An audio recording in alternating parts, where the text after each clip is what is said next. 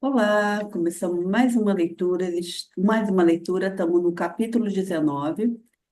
Nós estamos lendo o livro do Bert, que é Meu Trabalho, Minha Vida, que fala da biografia dele.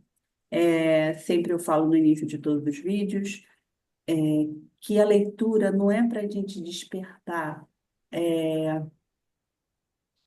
Me fugiu a palavra aqui, Martinha, agora, nesse momento. Eu diria animosidades ou discussões, porque são temas muito sensíveis. Alguns pontos, algumas partes do livro são bem sensíveis, e a gente está aqui para compreender e Para talvez não polemizar, né? para não Não polemizar. fazer polêmica, né? É Isso. para conhecer. Perfeito. A gente está conhecendo, né? A gente está levando isso além para algumas pessoas que às vezes não tem tempo de ficar lendo, né? Não consegue parar. Coloca o fonezinho e escuta a leitura. Então vamos lá para a nossa leitura. A leitura e os insights que vem com ela, né? E tem sido maravilhoso. Ontem eu parei muitas, pensei em muitas coisas. Também. Capítulo 19. Constelações familiares com os judeus em prol da reconciliação. Foi bom um alerta, Lília, logo no início, porque é um capítulo aqui que vem bastante desafiador sobre o ponto que trata, né? Meus seminários em Israel assumiram uma importância especial para mim em meu trabalho internacional. O enorme sofrimento do povo judeu, infligido pelos alemães, sempre me tocou profundamente. Como eu mesmo fui um opositor do nacionalsocialismo, ao olhar para o destino de milhões de judeus assassinados, consegui abrir minha alma para a dor e não precisava me esconder atrás do escudo da indignação, que após a queda do Terceiro Reich, simpatizantes gostavam de usar para se proteger. Ao mesmo tempo, como alguém que certamente teria ido parar em um campo de concentração, se a Segunda Guerra Mundial tivesse tido outro desfecho, eu estava autorizado a olhar para a culpa dos assassinos e para o sofrimento que, a partir dela, se formou dentro das famílias. Nos anos anteriores, graças às minhas observações nas constelações familiares, aos poucos eu chegara à seguinte conclusão: os crimes dos assassinos tinham deixado vestígios em suas famílias, não apenas na alma da geração imediatamente envolvida, mas também na de seus filhos, netos e bisnetos. Aliás, na alma de seus netos e bisnetos, de modo até mais profundo do que na dos verdadeiros criminosos e de seus filhos. Com efeito, as vítimas não são consideradas na família e, por isso, são representadas por um ou até por vários filhos. O filho se sente como a vítima a qual está intimamente ligado e não ousa aceitar sua vida ou aceitá-la em sua plenitude. Portanto, as vítimas pertencem à família dos assassinos e, como membros, têm de ser reconhecidas e dignificadas. As relações dos assassinos com suas vítimas e destas com eles se tornaram um tema importante para mim, assim como a questão sobre as quais foram e ainda hoje são as causas para essa postura desumana em relação aos judeus. Imbuído dessas abordagens, em 2000 fui pela primeira vez para Israel, a fim de buscar em um seminário em Haifa caminhos que permitissem aos descendentes dos assassinos e das vítimas olhar juntos para o passado, recordar os mortos, dar as mãos e, em sua memória, servir juntos a paz. O recordar os mortos, dar as mãos e em sua memória, perdão. O contato, para tanto, foi conseguido por meu amigo Peter Scott, empresário judeu de Nova York. O convite para ir a Israel foi estendido aos anos seguintes para outras oficinas em Tel Aviv, depois que conheci o professor Haim Dasberg, de Jerusalém, que havia feito muito em Israel pelos sobreviventes do Holocausto e, com o tempo, se tornou um grande amigo meu. Em 1997, por ocasião do Congresso Europeu sobre as Consequências de Traumas, realizado em Maastricht, ele ficou conhecendo o meu trabalho e, em seguida, frequentou vários de meus seminários, nos quais vivenciou o efeito das constelações em si próprio. Na véspera de um seminário em Tel Aviv, fui convidado para falar sobre meu trabalho com esses clientes para a equipe da AMSHA, Centro Nacional Israelense para a Assistência Psicossocial de Sobreviventes do Holocausto e seus Descendentes. Por experiência, eu sabia que sobreviventes do Holocausto não costumam falar de seu sofrimento anterior, nem mencionar os membros assassinados de sua família, simplesmente porque não querem sobrecarregar seus descendentes. Porém, o que se vê é que os filhos desses sobreviventes reagem muito bem a esses acontecimentos e, por exemplo, comportam-se como se eles próprios fossem vítimas para se solidarizarem com os parentes assassinados em um nível inconsciente. Quando as pessoas excluídas da consciência da família são integradas à constelação, todos os outros familiares podem olhar para esses mortos e sentir que eles os abençoam e se permanecerem vivos. Uma experiência comum aos representantes das vítimas do Holocausto é o fato de que, no começo, eles normalmente se sentem muito tristes e não querem falar. É terrível assistir a isso. Porém, tão logo os descendentes vivos olham para os mortos e começam a ser vistos também por eles, e quando demonstram profundo respeito e amor pelos mortos, estes se sentem muito aliviados e condescendentes com os vivos. Além disso, quando reconhecem que seus descendentes têm filhos, ficam felizes com essa perpetuação da vida. Entretanto, a situação vai um pouco mais além. Quando os representantes de ambos os lados, dos assassinos e das vítimas, dirigem-se uns aos outros e juntos lamentam e choram pelos mortos, surge no coração deles uma imagem de como a reconciliação é eficaz e de como um ciclo finalmente se encerra. Notei pela primeira vez que o vínculo especial entre vítimas e assassinos do Holocausto no final dos anos 1990, em uma oficina nos Estados Unidos, que também se ocupava do tema do Holocausto e da qual participou um jovem judeu holandês. Em uma das constelações realizadas na oficina, tratava-se de uma família judia que vivia nos Estados Unidos. O rapaz foi escolhido como representante do irmão do cliente. Durante a constelação, constatou-se claramente que ele se identificou com o assassino. Achei isso muito estranho. Na época, pela primeira vez, entendi que os assassinos estão presentes nas famílias judias e nelas são representados pelos descendentes da geração do Holocausto, quando se tenta excluí-los. Alguns meses após o workshop, o rapaz me contou em uma carta uma experiência extraordinária. Escreveu novamente, narrando que no intervalo da referida oficina havia conversado comigo, e na época eu lhe dissera para fazer o exercício de descer ao reino dos mortos, procurar pelos assassinos, deitar-se ao lado deles e lhes dizer: sou um de vocês. Como segundo exercício, ele deveria imaginar que a morte não estaria à sua frente, mas atrás dele, e pedir-lhe todos os dias por sua bênção.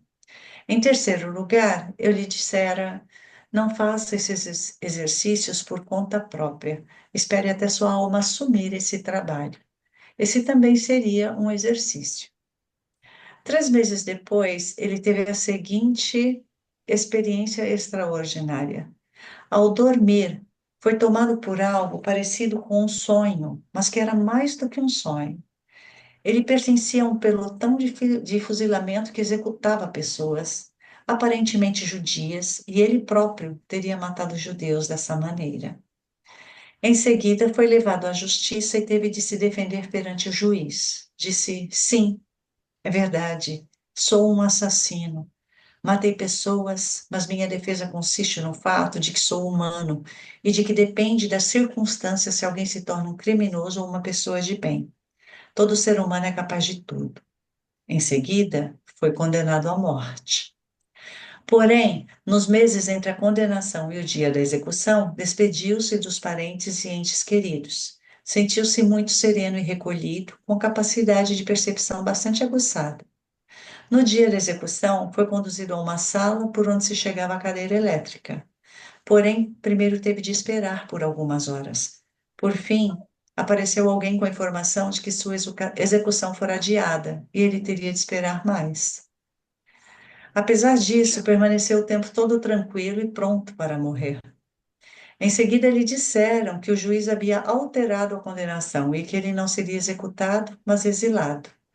Permitiram-lhe escolher o lugar onde ele viveria em exílio, longe de todas as pessoas. Assim, ele deixou a prisão e ficou do lado de fora. Ainda no sonho, pronunciou as seguintes palavras: Sobrevivi e sou uma pessoa inteiramente nova. Para mim, não há mais culpa nem inocência. Escreveu que, após despertar, sentia-se totalmente diferente e acrescentou: Em minha percepção, as cores se tornaram mais luminosas e meus movimentos desacelerados, pois segui com muita atenção tudo o que estava acontecendo. O rapaz quis informar-me sobre essa experiência. E a relato aqui porque essas coisas são possíveis quando confiamos em nossa alma e lhe entregamos o comando. No período que se seguiu, refleti muito a respeito da relação entre judeus e alemães, bem como entre judeus e cristãos, em associação com as experiências que tinha feito nas constelações. Resumi o resultado dessas reflexões em uma palestra intitulada O Judaísmo em Nossa Alma, que primeiro proferi em uma igreja protestante em meu distrito e mais tarde, como não podia deixar de ser, na Sinagoga de Graz, em janeiro de 2002. Em relação ao título da palestra, alma significa aqui a dos cristãos e a dos alemães. Embora ambas estejam amplamente interligadas, no que se refere ao sofrimento do povo judeu durante o domínio do nacionalsocialismo alemão, concentrei-me sobretudo nos efeitos desse período sobre a alma dos alemães. Na alma dos cristãos e dos judeus, a imagem da eleição feita por Deus assume um lugar central. Os cristãos tomaram essa imagem dos judeus, depois designaram a si mesmos como povo eleito e, por conseguinte, passaram a considerar o povo judeu abandonado e rejeitado por Deus. Portanto, a imagem da eleição sugere que Deus preferiu um povo, elevou-o acima de outros povos e transferiu-lhe o domínio sobre eles em seu nome. Como essa imagem de Deus chega à nossa alma? Poderíamos falar de Deus nesse caso? Com efeito, esse Deus que elege e rejeita causa medo, pois os eleitos também temem que possa bani-los a qualquer momento. Essas imagens vêm das profundezas da alma. Primeiro da própria alma, depois dos abismos de uma alma comum a um grupo maior. Dessa alma comum emergem imagens de eleição e rejeição. São colocadas no céu, onde são vistas e temidas como algo superior a nós e divino. Os que se sentem eleitos se identificam com o Deus que elege e rejeita. Eles próprios elegem e rejeitam, e assim tornam-se temíveis para os outros que consideram condenáveis.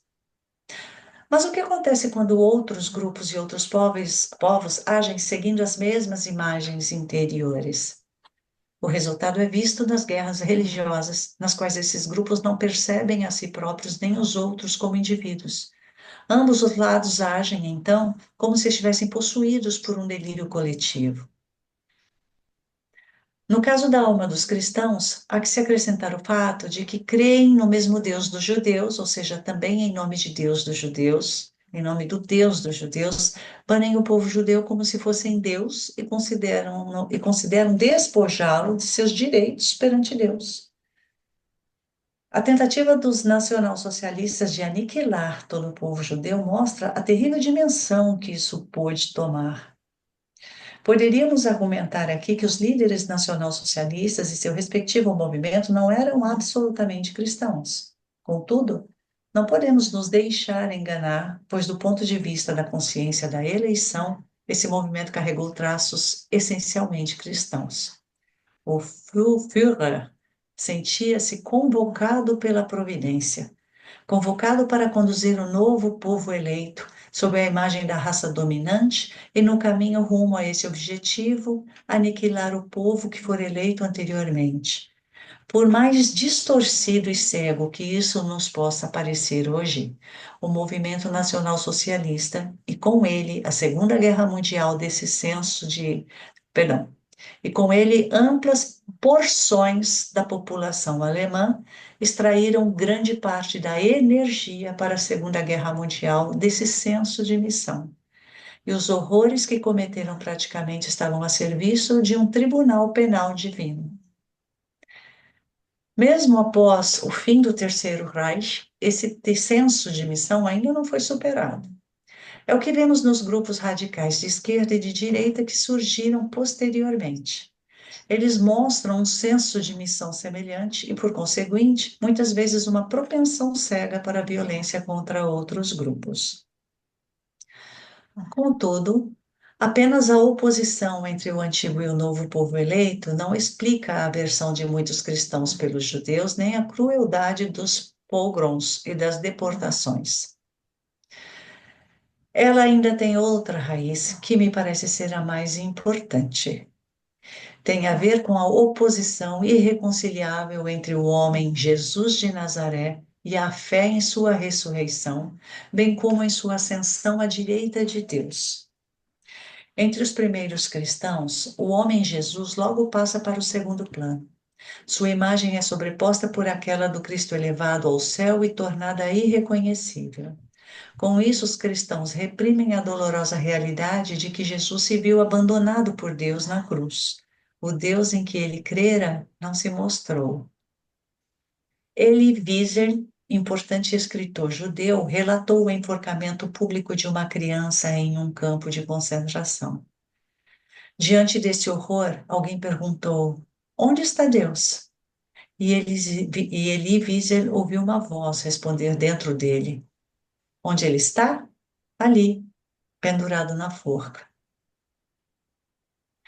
Quando Jesus gritou na cruz: meu Deus, por que me abandonaste? Alguém também poderia ter perguntado: onde está Deus nesse caso? E a resposta teria sido a mesma: pendurado ali. Os discípulos não conseguiram suportar a realidade do Jesus abandonado por seu Deus. Fugiram dele por meio da fé em sua ressurreição e por meio da fé de que agora ele está sentado à direita de Deus e virá para julgar os vivos e os mortos. No entanto, o homem Jesus e seu destino humano não podem ser eliminados com a crença da ressurreição. Ele reaparece para nós na imagem dos judeus. Por conseguinte, o judaísmo na alma dos cristãos é primordial para o homem Jesus, que os cristãos, com sua fé na ressurreição e com a ascensão dele à direita de Deus, já não ousam olhar.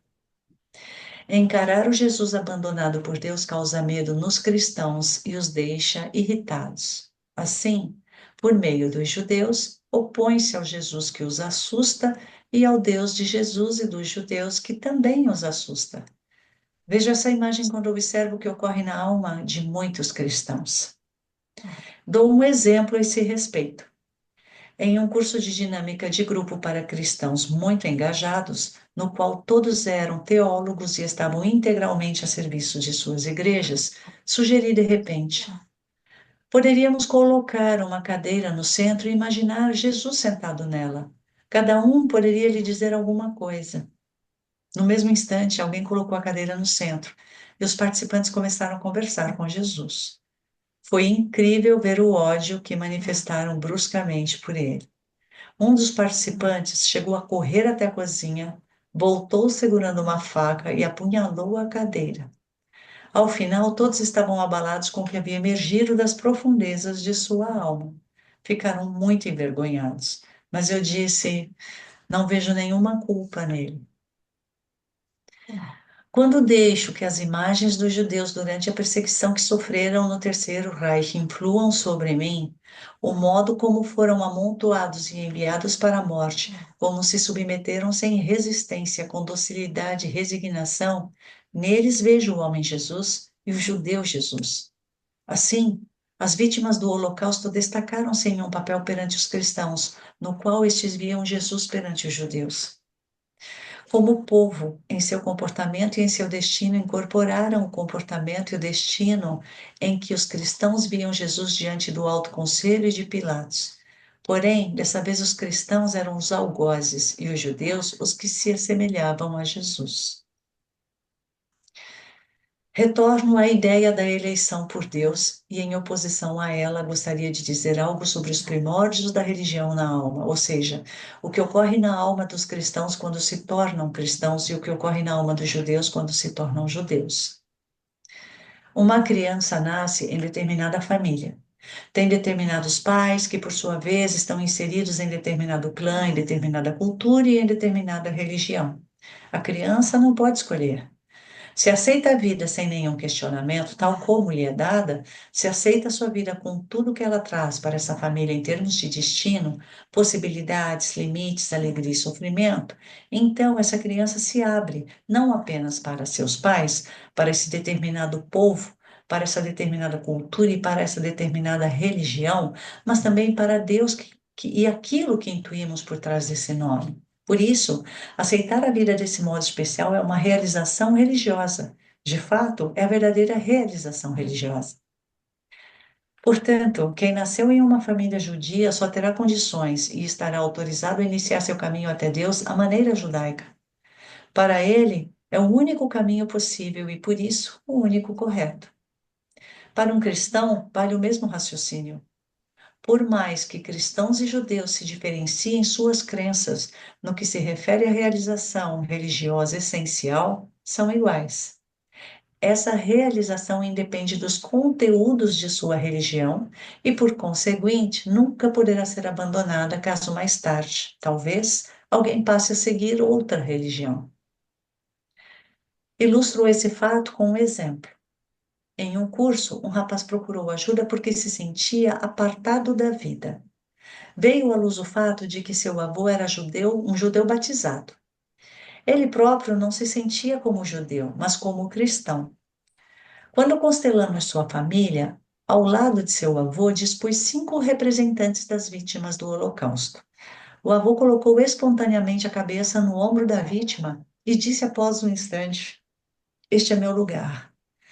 Quando o rapaz foi solicitado a dizer ao avô: "Também sou judeu e permanecerei judeu", só conseguiu fazê-lo com muito medo e tremendo.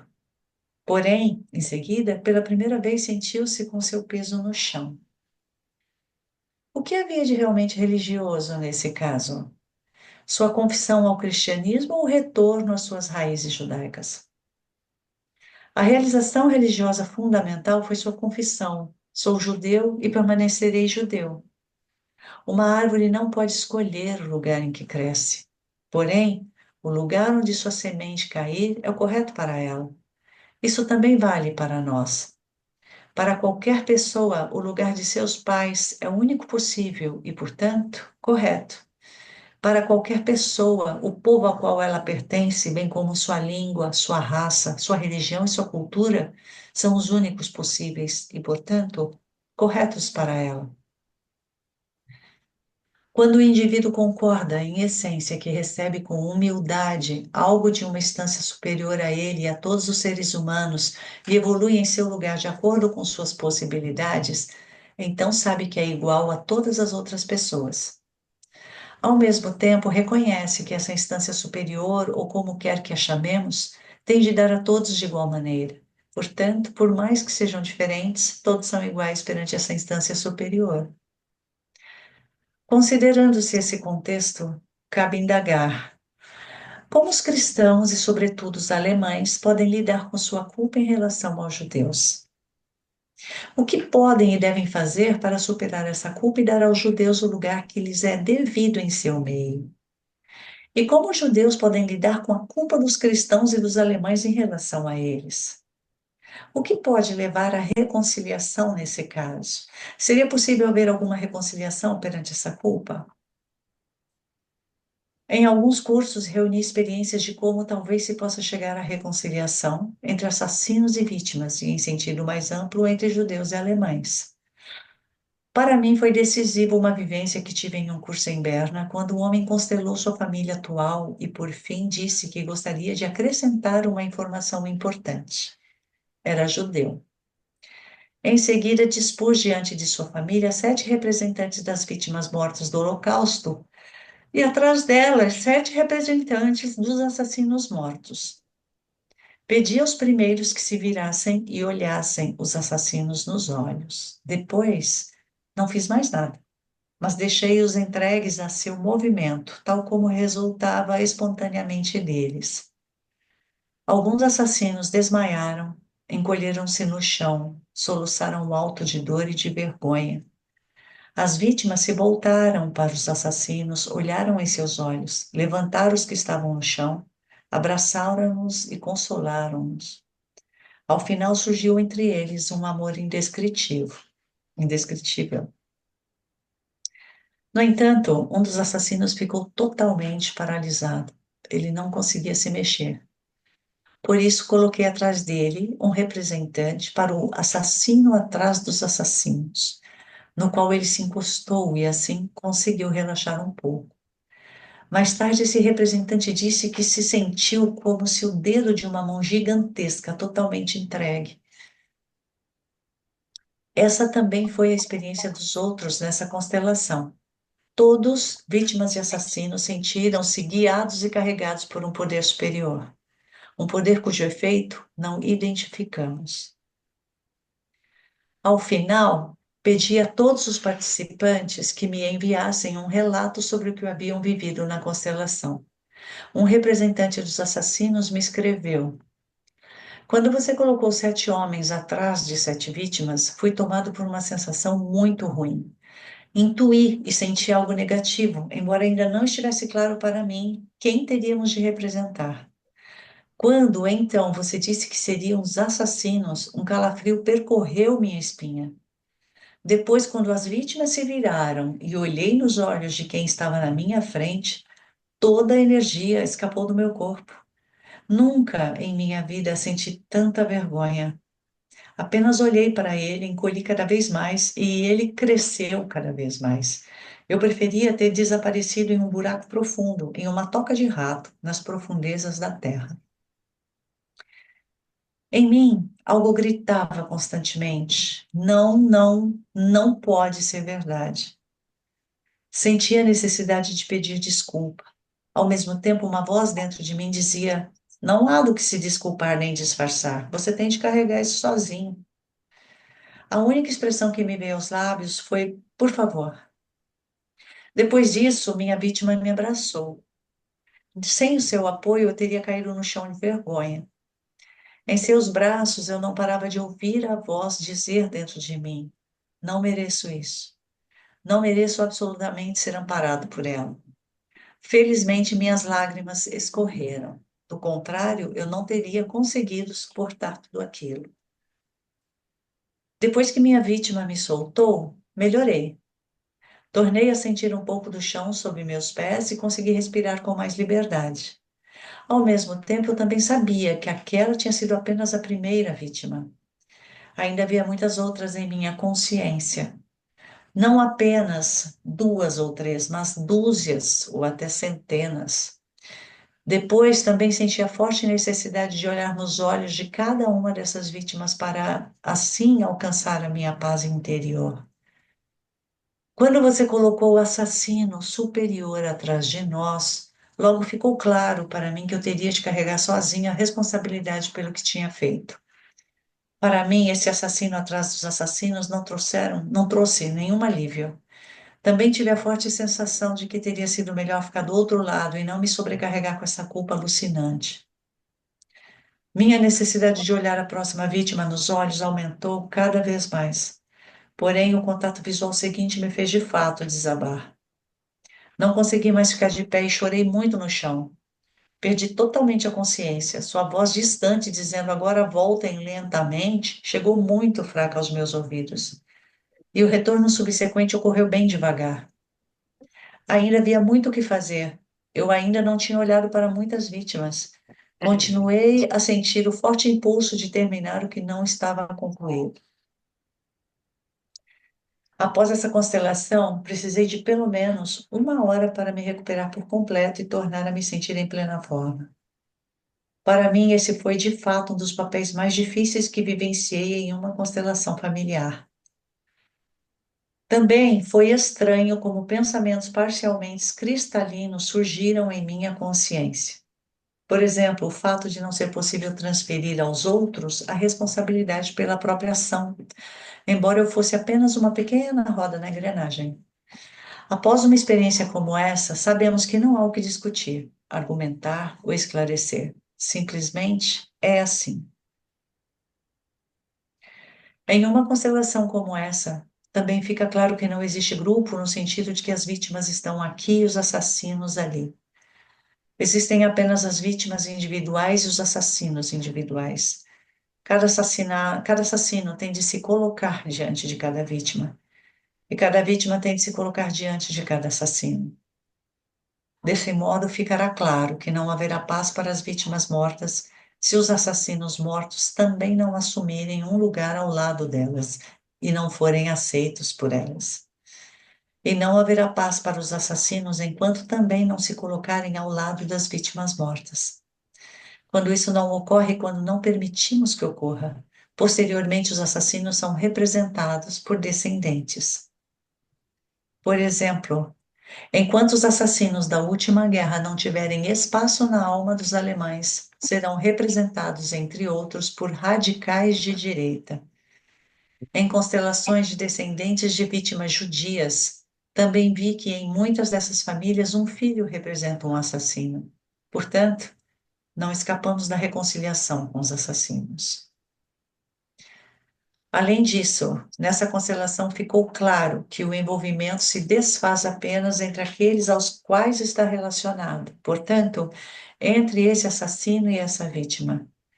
Ninguém pode nem deve assumir seu lugar, como se tivesse um direito, a incumbência ou poder para tanto. Por isso, nessa constelação, os representantes das vítimas mortas e dos assassinos mortos também não queriam que os vivos se intrometessem.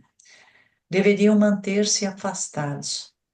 Os mortos também queriam que a vida continuasse, que não se limitasse ou reduzisse devido à lembrança relativa a eles. Do ponto de vista dos mortos, os vivos eram livres para a vida.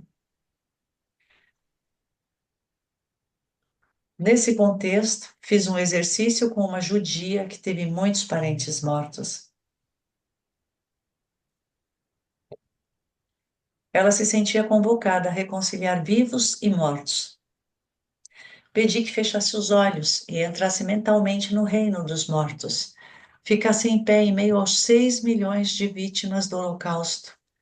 Olhasse para frente, para trás, para a direita e para a esquerda. À margem de todos esses 6 milhões de mortos encontravam-se os assassinos que se levantaram. As vítimas e os assassinos viraram-se para o horizonte, no oriente, onde viram uma luz branca diante da qual se curvaram profundamente. Em seguida, depois que ela também se inclinou com todos os mortos diante dessa luz, tornou a recuar devagar, deixando os mortos em devoção diante do que emergia no horizonte, mas continuava oculto. Por fim, afastou-se dos mortos e voltou para a vida. Entretanto, algumas vezes os vivos também precisam encontrar os mortos, olhá-los no rosto e serem vistos por eles. Sobretudo aqueles que têm alguma culpa em relação aos mortos, mas também os que tiraram alguma vantagem do triste destino de seus concidadãos judeus. Em muitas constelações, revelou-se que os indivíduos injustiçados possuíam a alma daqueles que lhes causaram mal ou tiraram algum proveito de seu infortúnio. E possuíam não apenas a alma deles, mas também a de seus descendentes até a injustiça ser reconhecida, até que os outros os olhassem nos olhos, os reconhecessem como seres humanos, os honrassem e chorassem com eles por seu destino. Assim, quem havia sido apartado era reintegrado, e os efeitos ruins da injustiça cessavam. Enquanto essa realização não dá certo, os mortos não encontram a sua merecida paz, mas, de certo modo, permanecem entre nós até próximos de nós. A esse respeito, narro um pequeno episódio. Há alguns anos viajei para a Polônia para dar algumas palestras noturnas, acompanhado e conduzido pelo terapeuta de trauma Zenon Mazurzak. Viajamos de trem da Breslavia até a Cracóvia, passando pela Silésia, e lhe pedi para me contar alguma coisa sobre a Cracóvia e os judeus da Polônia antes da guerra. Ele me relatou sobre um bairro judeu bastante grande na Cracóvia, pois na época um terço de seus habitantes era de judeus. Depois me disse que no passado a Galícia fora amplamente colonizada por judeus. Atualmente quase não há nenhum na região. Fiquei imaginando a Cracóvia e vi ao redor da cidade um círculo de muitas pessoas querendo entrar sem poder. Eram os judeus que antes moraram ali e que já não existiam.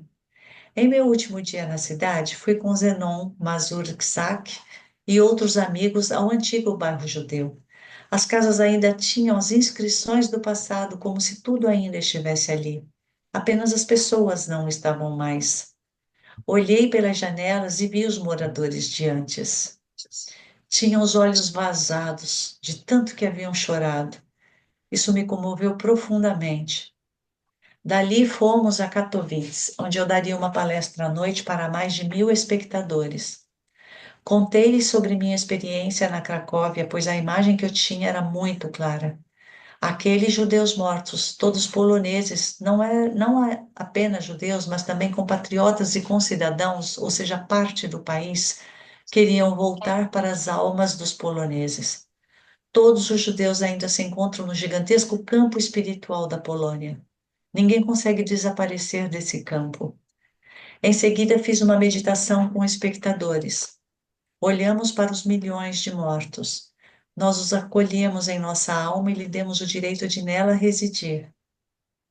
Acolhemos igualmente em nossa alma os silesianos expulsos, pois pertenciam ao grupo. Assim, sem que algo tivesse de ser desfeito, eles também receberam lugar na alma e nela puderam se tornar presentes de novo. Todos os mortos e banidos puderam voltar para casa e nela permanecer como filhos e filhas perdidos. Os espectadores poloneses aceitaram tudo isso abertamente e com naturalidade em sua alma. Quando voltei para casa, relatei minha experiência ao professor Hein Dasberg. Ele me escreveu dizendo que certa vez tivera a mesma sensação na Cracóvia.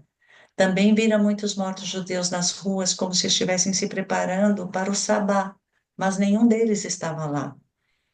Então perguntei a mim mesmo: como é na Alemanha?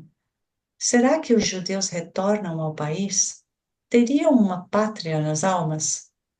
Respondo a isso com uma meditação. Vocês e eu fechamos os olhos. Vamos aos locais de onde viemos e nos quais vivemos e entramos em ressonância com aqueles que já não estão lá, que mesmo na alma já não poderiam estar ali. Olhamos para eles. A maioria foi assassinada, muitos fugiram e foram expulsos. Dizemos a eles: estou vendo você. Dou-lhe um espaço em minha alma e choro. Você e eu, vocês e eu. Então os deixamos partir para um lugar onde uma instância superior os acolhe. Olhamos para essa instância superior, vemos como ela os acolhe e ficamos em silêncio. Durante um curso de constelação familiar nos Estados Unidos, um participante me deu de presente o seguinte poema que ia escrever em 1989. Seu avô tinha sobrevivido ao campo de concentração de Dachau. A ressurreição dos judeus na Alemanha. Retornamos, não por vingança, não por vocês, tampouco para provar algo a Deus, mas porque a vida assim o quis. Relutamos em fazer isso, mas sabemos que nossa resistência tem de ceder. Nossos filhos já querem saber por que fugimos de nossa pátria e agora tentamos cobrar justiça dos árabes que nem estavam lá. Querem saber onde perdemos esse Deus do qual falamos. Queremos ter filhos honestos e temos de admitir que temos um buraco no coração. No passado, tivemos de fugir ou morrer. Mas e agora? Desculpem-nos, queremos orar aqui, em solo alemão, onde as almas de nossos entes queridos ainda não encontram paz na terra.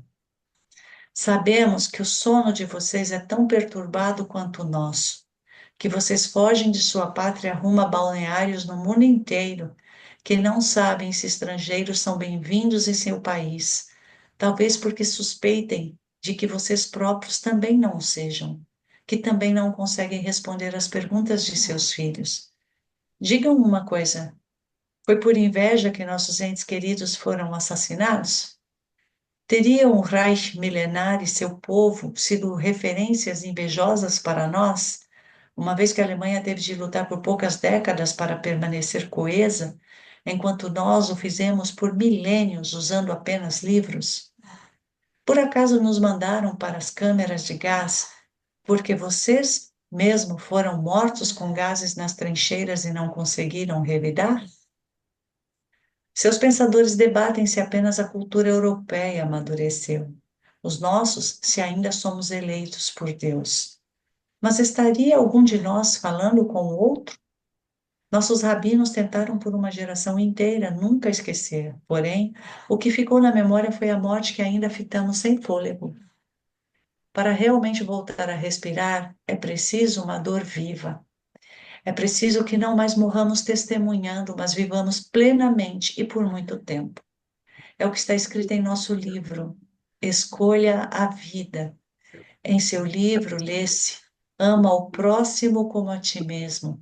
Ainda somos seus vizinhos. Imaginem, após uma longa ausência, nós, seus vizinhos, começamos a retornar. Em breve mudaremos para a porta ao lado. E circularemos fazendo barulho nas ruas. Em breve brincaremos com os funcionários públicos alemães, nos sentaremos à mesa como habituês e nos casaremos com seus filhos. As casas e a terra alemã retornarão às nossas mãos. Seremos cidadãos de novo. As sinagogas memoriais vazias começarão a se encher. Seria um pesadelo? Não. O mundo inteiro teme uma repetição, mas é o medo que se repete. Os tempos são novos. Nós, judeus, retornaremos à Alemanha. Não, não de repente. Amanhã, todos na fronteira. Tampouco no próximo ano. Acontecerá gradualmente aqui e ali em um primeiro momento, depois ganhando força, como tudo que cresce. Vocês vão ver.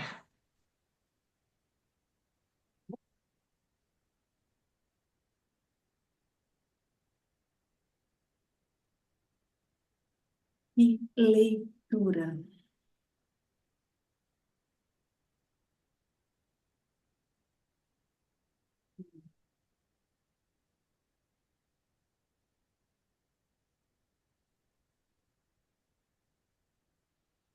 Terminamos a nossa leitura assim hoje, reflexivo, pensando, deixando tudo emergir que foi lido aqui. Só um minuto que eu vou fotografar.